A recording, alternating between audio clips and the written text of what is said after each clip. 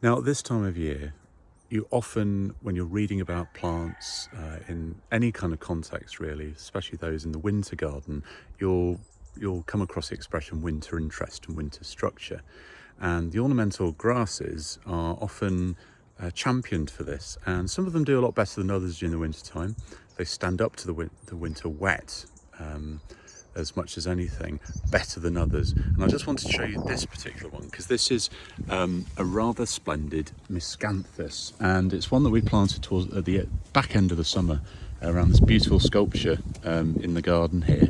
And this is a Miscanthus called Yakushima Dwarf. So it's essentially a very short, compact Miscanthus that gets to essentially 3.5, maybe 4 feet tall, but no taller than that.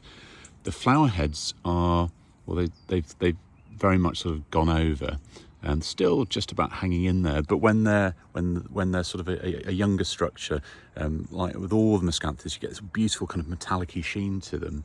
But this time of year, in sort of right at the end of the year now, the Miscanthus they turn this kind of beautiful kind of biscuity, silvery brown colour, and they'll stay like this, you know, well into January. I think once you sort of getting sort of nodding towards February, the structures essentially start to break down really.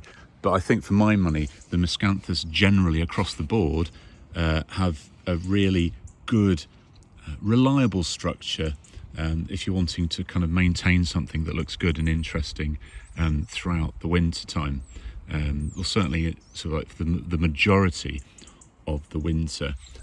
Do some homework. There's loads of different Miscanthus, short ones like this, and also very, very tall, sizable specimens. They're easy to propagate at home, divide them, split them, and they establish pretty quickly, very hardy and absolutely beautiful. One of these days, I'm going to get to Japan and see them growing in the wild. I would love that very much. So this is Miscanthus Yakushima Dwarf.